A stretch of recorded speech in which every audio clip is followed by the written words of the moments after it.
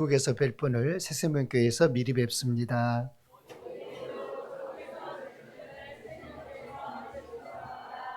아멘. 우리 한번 기도 한번 할까요? 참 좋으신 하나님 감사합니다. 하나님의 몸된 전에서 하나님을 기쁨과 순전한 마음으로 예배하는 자들을 하나님 긍휼히 여겨주시고, 오늘도 우리의 예배가 아버지 앞에 온전히 드려지는 예배가 되게 하여 주시옵소서. 오직 성령 하나님이 함께 하시는 시간, 성령으로 예배하는 시간 되게 축복해 주옵소서. 귀한 주의 전에서 아름다운 사랑의 손길로 섬기는 그 손길들을 복되게 하시고, 이곳저곳 아버지 살피는 그 손길들 위에 하나님의 은혜를 부어주시며 성령의 풍성함으로 저들의 삶을 채워주시옵소서. 섬김을 받는 이들과 섬기는 이들의 마음이 하나가 되게 하시고, 아버지 하나 되는 우리 새생명교회, 내가 너희를 사랑한 것 같이 너희도 서로 사랑하라 명령하신 그 주의 명령에 순종함에 따르는 우리 교회가 되게 하여 주시옵소서. 감사드리옵고 다시 오실 예수님의 이름으로 기도드리옵나이다. 아멘. 오늘 예배에 나오신 여러분 위에 전능하시고 영원하시고 거룩하신 하나님께서 큰 은혜와 복을 더해 주시기를 주의 이름으로 축원합니다. 우리는 갈라디아서 5장 25절 26절 말씀을 중심으로 성령으로 살면 성령으로 행합니다 라고 하는 그런 제목을 가지고 함께 같이 은혜를 나누고자 합니다. 사도 바울은 갈라디아서에서 이렇게 말하지요. 5장 16절에 보면 내가 이르노니 너희는 성령을 따라 행하라. 그리하면 육체의 욕심을 이루지 아니하리라. 성령을 따라 행하라. 단순한 권면이 아닙니다. 너희들이 성령을 따라 행했으면 좋겠다, 그 말이 아니라 성령을 따라 행하라. 다시 말하면 구원받은 하나님의 사람에게 주어지는 바로 특권적인 명령이라고 하는 사실이죠. 구약 성경 어디에도 성령을 따라 행하라라고 하는 명령이 없습니다. 구약 성경 속에 성령이라고 하는 단어가 등장하지 않잖아요. 그러니까 성령을 따라 행하라라고 하는 말을 찾을 수가 없지요. 왜 그렇습니까? 구약의 성도들은 성령의 역사와 성령의 그 도우심을 경험하며 살기는 했어요. 왜? 삼위일체 하나님은 늘 함께 하셨기 때문에. 그러나 성령께서 각 모든 백성들 안에 내주해 계신 상태는 아니었다라는 것이죠. 성령이 그들의 심령 가운데 함께 하시는 상태는 아니었어요. 오직 성령은 언제 오셨습니까? 우리 각인의 심령 가운데는 예수님께서 십자가의 고난을 당하시고 부활하시고 하나님의 나라에 승천하시고 난 이후에 내가 하늘나라에 가면 보혜사 성령을 너희에게 보내주겠다라고 말씀하실 때, 그때 이제 우리 심령 안에 성령 하나님이 함께 내주하시는, 함께 같이 사는 상태가 된 것이죠. 구약의 백성들은 죄의 문제가 여전히 해결되지 아니하기 때문에 그들의 심령에 성령이 거하실 수가 없었습니다. 그러나 예수 그리스도의 십자가에서 우리의 모든 죄가 단번에 해결됐고, 그 결과 성령이 거하실 수 있는 자리가 우리 안에 마련됐다라는 것이죠. 예수의 십자가의 그 대속에 놀라운 사건이 있었기에 내가 안에 주의 성령이 함께 하실 수 있는 자리가 마련이 됐다라는 거예요. 그러니까 예수의 십자가의 사건이 없다면 여전히 우리도 성령이 우리 안에 거하실 수 없는 사람이라는 거죠. 그래서 신약의 구원은 분명합니다. 죄 사함으로 끝나는 것이 아니라 성령과 함께, 성령이 내 안에서 함께 내주하시는 삶으로 이어지는 것, 그게 바로 우리 신약 백성의 삶인 것이죠. 죄 사함만 받고 그것으로 끝나는 게 아니에요.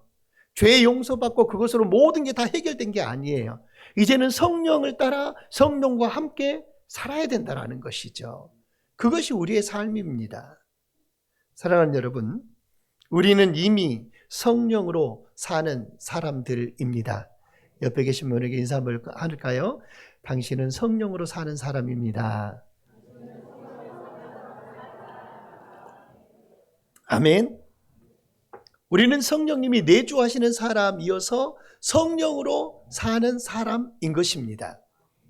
우리가 예수님을 믿을 때 성령이 조건부로 오신 것이 아닙니다. 너희가 이렇게 하면 성령이 오겠다, 그게 아니라 성령이 선물로 우리에게 주어졌잖아요. 너희가 성령을 선물로 받으리니 라고 성경은 말했기 때문에 성령이 선물로 우리 안에 찾아와 주셨고, 이제는 그 성령과 함께 내가 살아가는 하나님의 사람인 것이죠. 중요한 사실은 한번 내 안에 오신 그 성령은 결코 자의로 우리를 떠나지 아니하신다는 사실입니다. 나의 삶의 모습과 상관이 없어요. 내가 어떻게 살아가느냐? 그것과도 상관이 없어요. 왜? 하나님이 우리에게 한번 베푸신 구원은 완전한 구원이기 때문에요. 내가 범죄했다고 그 하나님의 구원이 내게서 취소가 되고, 내가 허물과 죄 가운데 살고 있다고 그것이 완전히 그냥 없던 것이 돼버리고, 그렇지 않아요. 하나님의 구원은 완전해요. 만약에 내가 범죄함으로 인해서 하나님의 구원이 취소가 돼버린다면 그것은 결국 구원받는 것이 누구에게 달려 있어요? 나에게 달려 있다는 것이죠. 우리에게는 그게 달려 있지 않아요. 모든 백성을 구원하시는 일은 온전한 하나님의 능력이요 하나님의 계획입니다. 하나님의 계획 안에 이루어지는 것은 완전합니다. 물론 연약할 수 있죠. 물론 허물 많을 수 있고 죄 지을 수 있고, 물론 그래요. 그렇지만 그것이 내가 받은 구원을 취소할 만큼 그런 능력을 행사하지 못한다는 것이죠. 히브리서 13장 5절에 이렇게 말씀합니다. 내가 너를 결코 떠나지 아니하며 내가 결코 너를 버리지 아니하리라. 하나님은 우리 곁을 떠나지 않고 우리를 버리지 않는다 했습니다. 저 원래 별로 꿈을 잘 안 꾸는 사람인데요, 오늘 새벽에는 제가 참 희한한 꿈을 꿨어요. 뭐 별로 꿈 얘기 저는 좋아하진 않는데 희한한 꿈을 꿨는데, 뭔 꿈을 꿨냐면 제가 사형을 당했어요. 꿈속에서. 사형 방법도 참 특이해요. 뭐 전기 고문을 하든 전기로 목 죽이든지 뭐 약물로 죽이든지 뭐 이렇게 죽이는 게 아니라 뭔 향기를 맡게 하더니 그게 사람을 죽이는 방법이었어요. 내 꿈속에서는. 꿈속에서 제가 죽었어요. 죽었으니까 이제 그 모든 호적이나 모든 그 안에 뭐 가족계획부든지 뭐 가족계획 등록부든지 뭐든지 그게 다 사망으로 처리됐을 거 아니에요? 죽었으니까. 그랬는데 제가 다시 살아났어요. 부활한 것도 아니고 다시 꿈속에서 살아났어. 근데 그게 이제 생생한 게 죽어버린 게 아니었어요. 죽어버린 게 아니고 그냥 남들이 봤을 때는 이제 죽은 것으로 처리됐는데 다시 살아난 거죠. 근데 제가 그때부터 하는 행동은 뭐였는 줄 압니까? 들키지 않는 거, 발견되지 않는 거. 그쵸? 발견되면 어때요? 도로 죽이니까.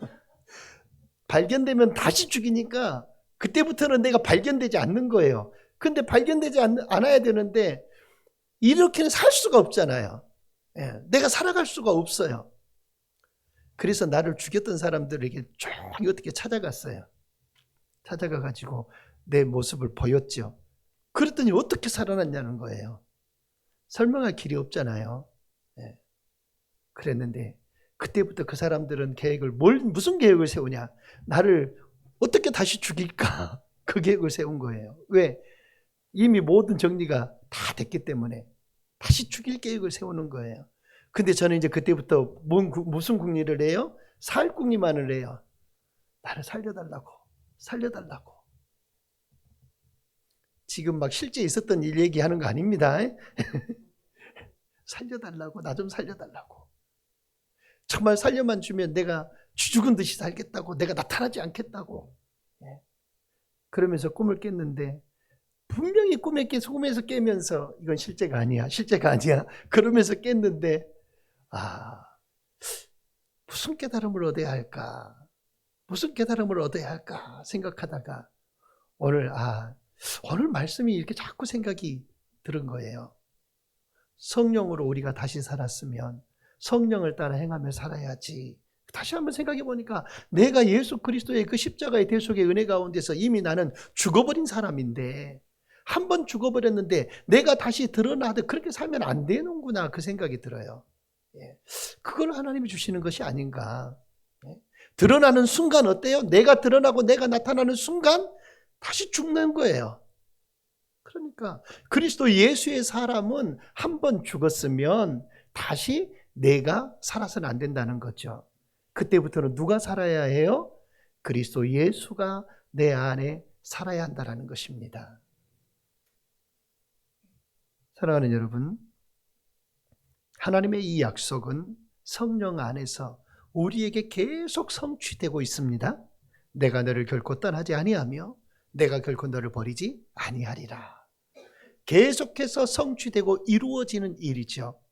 그러나 문제는 이것입니다. 성령이 내 안에 내주하시면서 성령님과 함께 살면서도 성령을 따라 행하지 아니하는 삶을 사는 게 문제인 것이죠.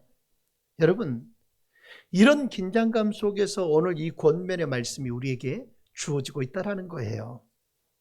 성령은 능력이 아니라 성령은 인격이십니다. 우리가 신앙생활하면서 가장 쉽게 잊어버리는 사실이 뭐냐면 내 안에 성령이 함께 계신다라는 사실을 쉽게 잊어버려요. 성령은 어떤 분위기가 아닙니다. 성령은 어떤 내가 받은 느낌이 아닙니다. 성령은 어떤 은사를 주는 능력이 아닙니다. 물론 은사도 주시죠. 하지만 그게 성령의 역사라고 모든 걸 다 말할 수는 없어요. 성령님은 인격이신 하나님이십니다. 성령은 아버지의 영이라고 성경에 말하고 아들의 영이라고도 말합니다. 거룩하시고 전능하시고 영원하신 하나님이라고 말씀합니다. 누구든지 그리스도의 영이 없으면 그리스도의 사람이 아니라고 로마서 8장 9절에 말씀합니다.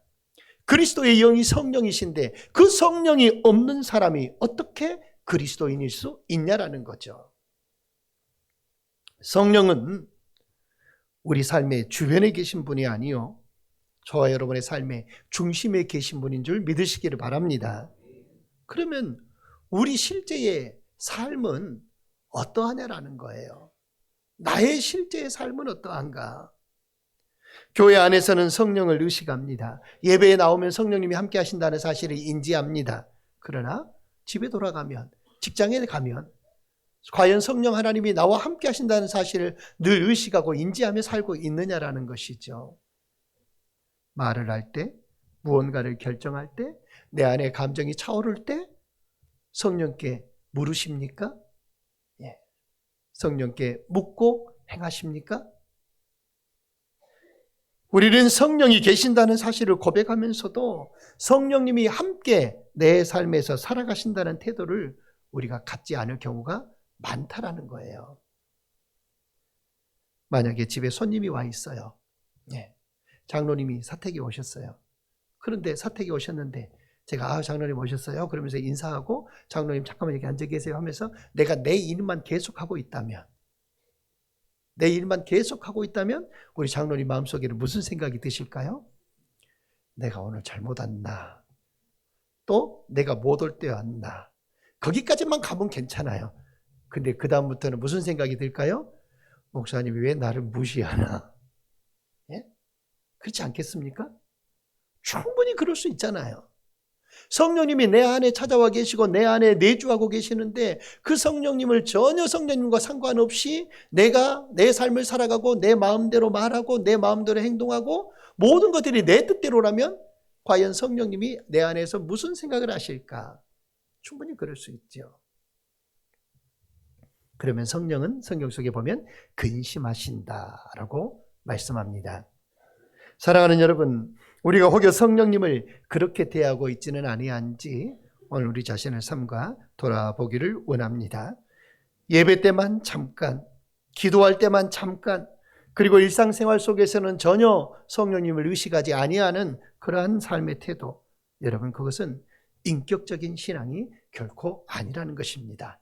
우리는 감정적인 신앙인이 되어서는 안 됩니다. 인격적인 신앙인이 되어야 합니다. 감정도 있어야죠.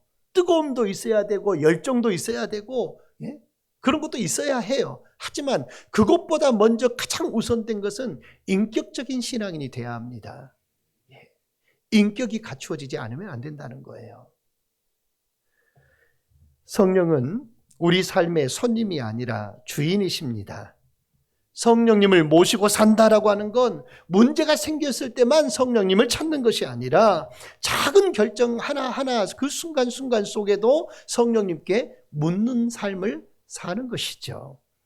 과연 내가 이 말을 해도 되는지, 과연 이 선택이 과연 하나님을 기쁘시게 하는 선택인지, 내가 과연 내 마음속에 이러한 아픔과 이런 분노가 나타날 때 과연 이걸 내가 쏟아내야 되는지 말아야 되는지, 성령 하나님께 묻는 이러한 질문들이 사라져버릴 때 성령은 근심할 수밖에 없다라는 것이죠. 뭐라고 말씀하시겠습니까? 나에게 물어라라고 말씀하실 거 아니겠습니까? 성령을 거스르는 삶은 커다란 죄보다도 작은 고집에서 비롯될 경우가 참 많습니다. 큰 죄를 범해서 성령을 거스르는 일보다 작은 고집들, 내 안에 있는 작은 고집들이 성령을 거스르게 합니다. 성경은 성령에 대해서 이렇게 말하지요. 에베소서 4장 30절에 성령을 근심하게 하지 말라. 데살로니가전서 5장 19절에 성령을 소멸하지 말라. 사도행전 7장에 너희가 성령을 거스르고 있다라고 스데반이 그곳에 모인 모든 무리들에게 성령을 거스리고 있다라고 이야기를 합니다.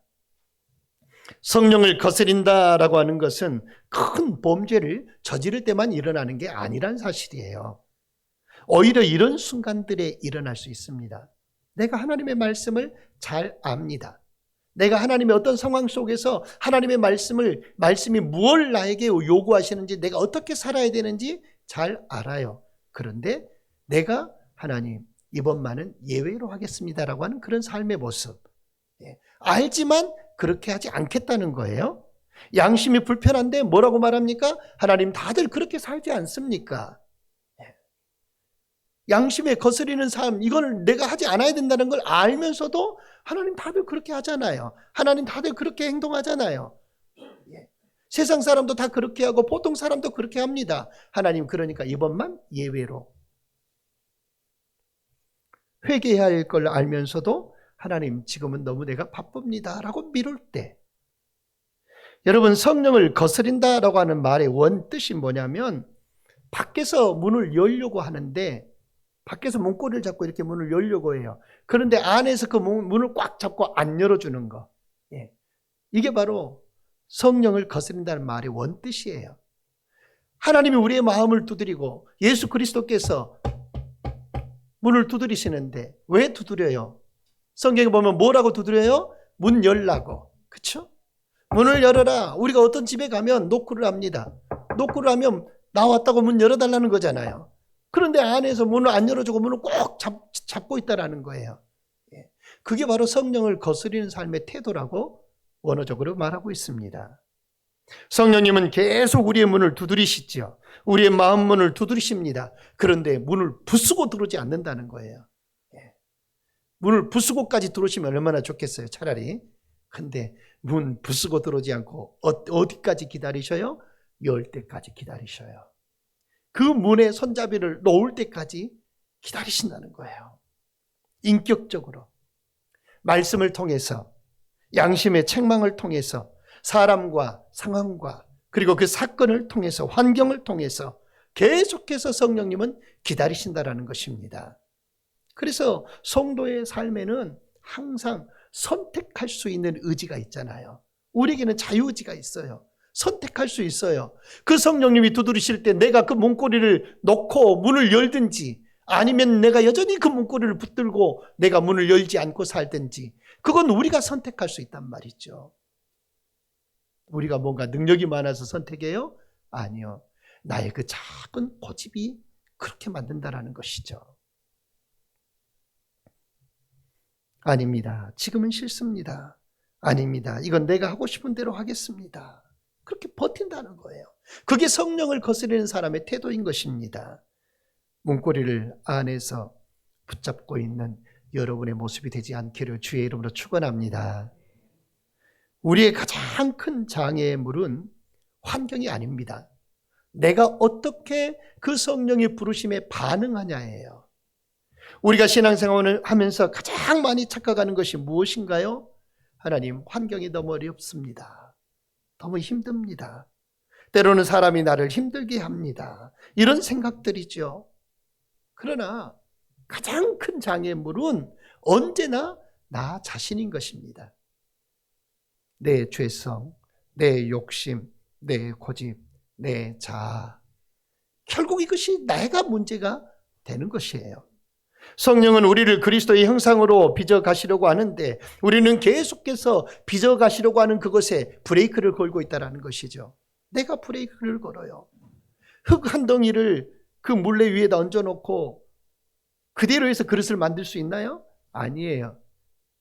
사랑과 영혼 영화 보면 그렇잖아요. 그 흙 한 덩이를 탁 갖다 얹어놓으면 그리고 물레를 돌려야 되죠. 회전을 시켜야 돼요. 그 회전을 시켰을 때 거기에다가 손을 놓고 지그시 힘만 가하면 빚어져요. 그런데 내가 그 물레가 계속해서 일정한 속도로 계속 회전해야 되는데 내가 브레이크를 건다라는 거예요.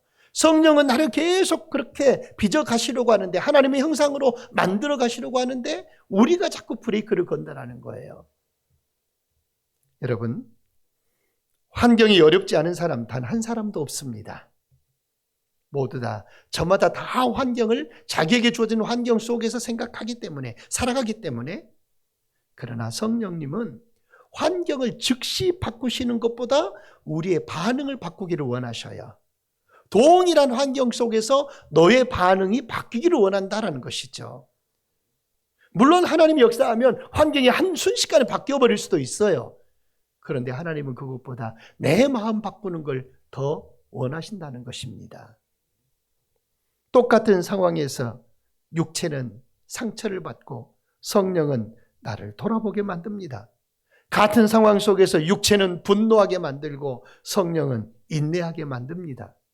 사랑하는 여러분, 환경보다 중요한 것은 내가 그 환경 앞에서 누구의 인도함을 받아 따르느냐라는 것입니다. 육체의 인도함을 받는 것이 아니라 성령의 인도함을 받는 여러분 되시기를 주의 이름으로 축원합니다. 우리가 오늘 보지 않았지만 성령의 열매는 사랑, 희락, 화평, 오래 참음, 자비, 양선, 충성, 온유, 절제 7가지의 이 9가지의 성령의 열매가 있죠. 그 다음에 여러 가지 많은 전도의 열매가 있네요. 무슨 열매가 있네요. 다 붙이기 나름이에요. 그런데 이 성령의 열매들, 여러분 이 성령의 모든 열매들은 중요한 게 뭐냐면 자동으로 맺히지 않는다는 거죠. 그냥 내가 예수 믿으면 내 안에 이게 딱 성령의 열매가 다 맺혀지면 얼마나 좋겠어요. 근데 자동으로 맺히지 않아요. 대부분 어떨 때 맺히냐면 관계 속에서 맺힌다는 거예요. 사랑, 희락, 화평, 오래 참음, 자비, 양성, 충성, 온유, 절제. 가만히 있으면 저절로 맺혀지는 게 아니에요. 조건이 있어요. 성령을 따라 행할 때 맺습니다. 이 열매를 맺기를 주의 이름으로 축원합니다. 성령을 따라 행하시기를 바랍니다. 성령을 소멸하면 열매는 자라지 않습니다. 여기 이 공간에 불을 싹 꺼버리면 캄캄합니다. 어둡습니다. 마찬가지예요. 불을 꺼버리면 빛이 사라져요. 성령의 열매는 혼자 있을 때보다 때로는 사람과 부딪힐 때 이 열매들을 맺을 수 있다는 거예요. 사랑은 어떨 때 드러날까요? 맺혀질까요? 나에게 유익함이 없을 때 사랑의 열매가 맺혀요. 나의 유익을 쫓아가면 사랑의 열매가 맺혀지지 않아요. 왜? 나의 유익함을 쫓아가는 것은 항상 부족하기 때문에, 더 많이 채워져야만 되기 때문에. 그러니까 나의 유익함이 아니라 나의 부족함이 드러나고 오히려 나의 유익함이 아닌 상대의 유익함이 드러날 때 사랑의 열매가 맺혀요. 여러분은 사랑의 열매 맺기를 주의 이름으로 축원합니다. 나의 유익이 아닌 지체의 유익을, 나의 잘됨과 나의 나음이 아닌 성도들의, 연약한 자들의, 또 다른 이들의 유익이 나타나고 그리하여 사랑의 열매가 맺기를 바랍니다. 그러면 오래 참음의 열매는 어떨 때 맺을 수 있을까요? 오래 참음의 열매는 참는 것과 관계가 있겠죠? 즉시 내 삶을 뭔가를 바꿀 수가 없을 때 오래 참음의 열매가 드러나요. 왜? 길이 참아야 되거든요. 그때 열매가 맺혀지는 거예요. 못 참으면 오래 참으면 열매 맺을 수가 없어요. 또 절제의 열매는 언제 맺혀질까요? 내가 하고 싶은 것을 멈출 때 절제 열매가 맺혀져요. 내가 원하는 것을 멈출 때 절제의 열매가 맺혀질 수 있어요. 그래서 이렇게 한번 여러분 삶에 적용해 보시기를 바랍니다. 한 번이라도, 이번 주 한 번이라도 내가 하고 싶은 그 말을 성령께 여쭤보았는가? 성령 하나님께 여쭤보았는가? 내 안에 감정이 올라올 때 즉시 반응하지 아니하고 잠깐 기도하는 마음을 갖는가? 그리고 이 선택이 성령의 열매로 과연 맺혀질 수 있을 것인가? 우리 안에 계신 성령님께 여쭤보시기를 바랍니다. 육체의 욕심을 따르는 것은요, 마치 이런 것과 같아요. 여러분, 배가 고프다고 해서 독이 들어있는 음식을 먹는 것. 배고프다고 해서 독이 들어있는 음식을 먹어서는 안 되잖아요. 왜? 먹을 때, 배고플 때, 먹을 때는 당장 달콤합니다. 배부릅니다. 행복합니다. 만족이 있습니다. 그런데 몸은 어때요? 결국 망가지는 것이죠. 욕심도 같다라는 거예요. 당장은 달콤하지만 나의 영혼을 병들게 하고, 그래서 성령님은 우리에게 계속 말씀하지요. 그 길은 아니다라고 말씀한다라는 거예요. 육체의 욕심은 항상 지금 편한 길을 제시합니다. 그러나 성령의 인도하심은 때로는 불편하고 때로는 느리고 때로는 기다리게 만들지만 그 결과는 육체의 욕심이 쫓아가는 것과는 너무나 다르다라는 것이죠. 육체는 즉각적인 만족을 주나 성령은 지속적인 생명을 주십니다. 이 생명을 여러분이 누리시기를 축복합니다. 성령의 음성을 그러면 우리는 들어야 되겠죠. 성령의 음성을 들어야 하는데 어떤 사람이 듣느냐? 깨어있는 자만이 들을 수 있다는 거예요. 할렐루야. 깨어있는 사람만 성령의 음성을 듣습니다. 제가 어떤 영상을 하나, 조그마한 영상을 봤는데요. 아기가 잠을 자고 있어요. 아주 아기예요. 근데 잠을 자고 있는데 엎어져가지고 얼굴을 땅에다 쳐박고 엉덩이를 하늘로 들고 그렇게 잠을 자고 있어요. 그런데 엄마가 아기를 깨워요. 일어나라고. 아침이라고 일어나라고. 아기가 안 일어나. 그러니까 엄마가 스마트폰으로 소리를 하나 들려주는데 뭘 틀어주냐면 와 뽀로로다 틀어준 거예요. 그 소리가 딱 들리니까 아기가 벌떡 일어나가지고 막 자던 아기가, 그 소리에 아기가 민감한 거예요. 여러분, 깨어있는 자만이 그 소리를 듣는 거예요. 성령의 음성을 듣는 거예요. 성령의 역사는 모두가 다 동일하게 느끼는 게 아닙니다. 깨어있는 사람만 분별할 수 있습니다. 깨어있지 않으면 성령님이 말씀하셔도 모릅니다. 들려주셔도 몰라요. 느낌을 주셔도 알 수 없어요. 말씀을 들어도 깨달음이 없으면 그대로 흘러가 버립니다. 때로는 하나님이 우리를 경책하고 때로는 책망도 하고 때로는 훈계도 하고 말씀으로 우리를 그렇게 하지만 우리가 깨달음이 없으면 깨어있지 못하면 그걸 무시해버리고 지나가 버리기도 하지요. 저도 뭐 꿈속에서 꿈을 꿨지만 어쨌든 그 안에서 깨달음을 얻으려고 합니다. 여러분, 깨어있으면 고난의 뜻이 무엇인지, 때로는 내게 주신 은혜의 이유가 무엇인지, 왜 은혜를 주셨을까, 왜 고난을 주셨을까, 내가 지금 멈춰야 될 자리인지, 내가 나아가야 할 자리인지, 내가 어떤 길을 가야 하는지 성령이 분명하게 그 길을 우리에게 가르쳐 주실 줄 믿습니다. 깨어있는다 그 말은 하루 종일 긴장하며 살아라 그 말이 아니에요. 긴장하며 살라 그 말이 아니라 성령을 잊지 말고 살아라는 말이죠. 그게 깨어있는 거예요. 아침에 하루를 시작하면서 주님 오늘도 우리의 제 삶을 인도해 주십시오.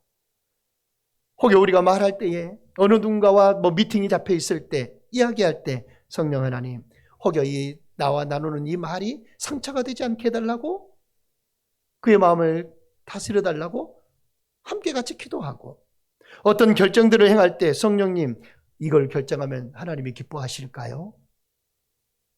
묻고 교제하면서 성령과 교제하며 살아가는 것. 여러분, 이런 작은 내 생활 속에서의 질문 하나하나가 성령 하나님의 음성을 더 분명하게 만든다는 것이죠. 성령 하나님은 우리를 질투하실 만큼 사랑하십니다. 다시 말하면 성령님의 질투는 사랑이에요. 옆에 분하고 인사 한번 할까요? 성령님의 질투를 많이 받으시기를 바랍니다.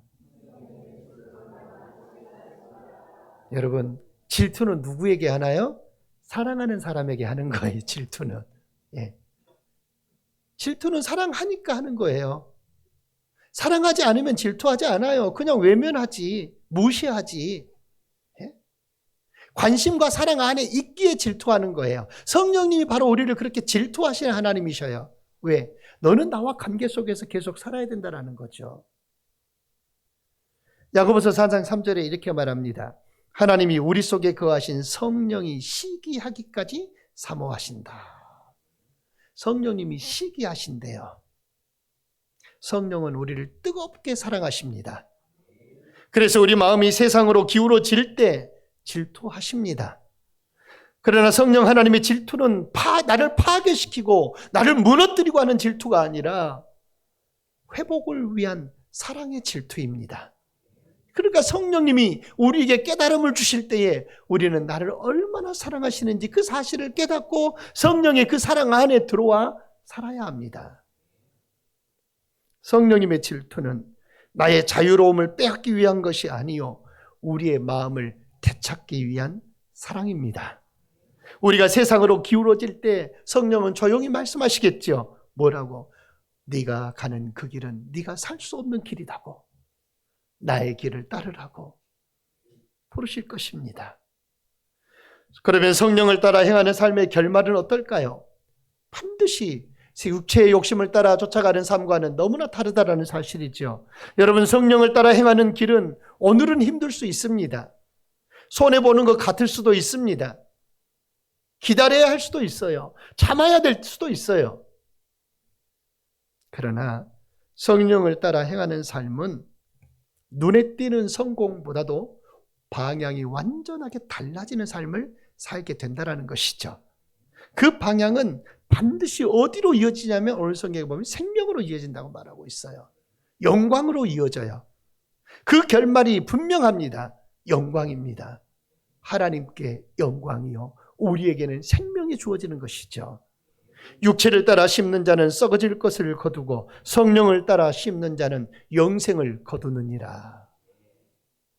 사랑하는 여러분, 내 뜻 내려놓고 성령을 따라 가시기를 주의 이름으로 축원합니다. 만일 우리가 성령으로 살면 성령으로 행한다고 했습니다. 우리 25절 함께 한번 오늘 본 말씀 다시 한번 읽을까요? 시작. 한 번만 더 읽읍시다. 시작. 만일 우리가 성령으로 살면 또한 성령으로 행할지니. 아멘. 사랑하는 여러분, 성령으로 살아야 합니다. 내 안에 계신 성령님과 함께 더불어 사셔야 합니다. 성령님의 존재를 의식하고 사시기를 바랍니다. 인정하고 사시기를 바랍니다. 성령님, 내 안에 성령 하나님이 계시는 줄 믿습니다. 이 고백하면서 그 성령을 의식하고 살아야 내가 하나님의 사람인 거지. 그렇죠? 그렇게 살아야 내가 하나님의 소스를 받아서 그 소스대로 움직이며 사는 거지. 그 성령 하나님이 내 안에 계심에도 불구하고 성령 하나님에 대한 존재 인식은 전혀 없이 살면 안 된다는 것이죠. 그러면 육체의 욕심만 나타난다는 거예요. 저와 여러분은 성령의 사람인 줄 믿습니다. 저와 여러분은 거룩한 하나님의 성전입니다. 하나님은 우리의 허물을 보시지 않습니다. 하나님은 여러분의 연약함보다 예수 그리스도의 의로움을 먼저 보십니다. 나의 연약함이 아닌 내 안에 있는 예수 그리스도의 의로움을 먼저 보셔요. 그래서 그리스도의 의로 우리를 덮어버리시는 거예요. 내가 보이지 않게. 예전에 제가 전도사 때 어떤 가정을 신방을 갔어요. 신방을 갔는데 그 집에를 가면 아기들 둘인가 있었는데 발 디딜 데가 없어요. 온통 장난감이 사방에 넓어져 있으니까. 그런데 신방을 딱 갔는데 전도사님 잠깐만요 그러더라고요. 그래서 이제 나는 이미 그 집을 몇 번 신방 갔기 때문에 상황이 어떨 거라는 걸 다 알죠. 잠깐만요 할 때 잠깐 치운가 보구나. 그리고 밖에 잠깐 기다렸어요. 근데 장난감이 탁탁 막 움직이는 소리가 나요. 막 발로 이제 차는 거겠죠. 차고 막 손으로 옮기고. 그런데 예 됐어요 하고 하니까 딱 들어가 봤어요. 들어가 봤더니 이불 하나로 장난감 한 군데 못 해놓고 다 덮어놔 버렸더라고요. 다 덮어놔 버렸어요. 깨끗해요. 여러분, 우리 안에 수많은 허물과 죄가 있어도 그리스도의 의로 우리를 그렇게 덮어버린다는 거예요. 그러니까 하나님은 뭐만 봐요? 그 안에 장난감이 뭐가 있고 뭐 있고 이거 안 봐요. 오직 덮여진 그리스도의 의만 봐요. 내 눈에 마치 그 덮여진 이불만 보이듯이 하나님은 그렇게 우리를 생각하시고 우리를 그렇게 사랑하셔요. 여러분, 우리에게 필요한 것은 지식이 아닙니다. 하나님은 이런 분이다 저런 분이다, 성령님은 이런 분이다 저런 분이다, 그게 지식이 중요한 게 아니에요. 내가 성령님과 함께 같이 살아야지 하는 결단이 중요한 거예요. 성령님을 따라 행하는 결단, 내 뜻 내려놓고 내 고집 내려놓고 내 욕심 내려놓고 오직 성령을 따라가는 여러분 되시기를 축원합니다.